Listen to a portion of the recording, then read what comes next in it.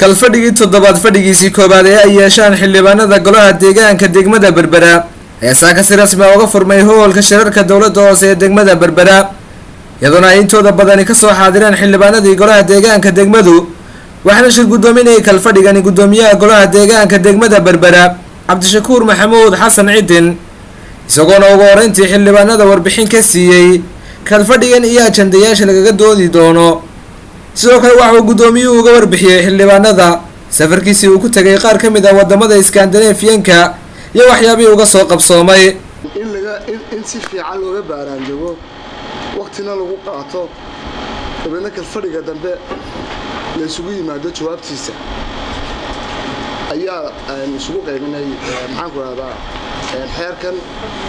oo ma noqonayo sida cashiya afar cashar ku naaqishanayno marka waxaan isugu dhiibnay la haysto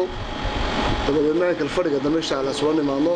qof kastaaba maxaan ku raada xildhibaan kastaaba xilli mas'uuliyad baa saaran wixii uu arko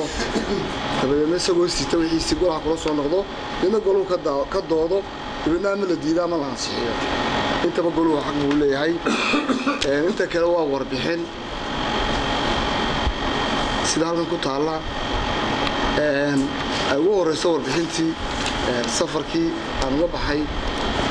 safarkii shaqada aan dalka ka baxay saddexdan qodob ee sixiya oranaya xalweelida gaadiidka dadweynaha ee degmada dhexdeeda ku sugan kaasoo ka wada marxaatinahay caqabada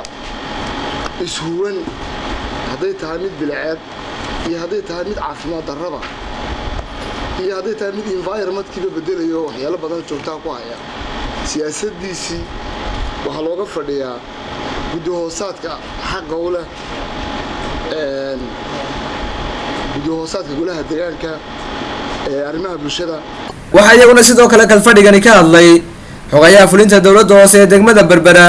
Said Maxamed Cali iyo qaar ka mid ah xildhibaanadii ka soo xaadiray kalfadhigani iyagoo dhamaantood fikirkooda ka dhiibanayay ajandayaasha la soo hordhigay golaha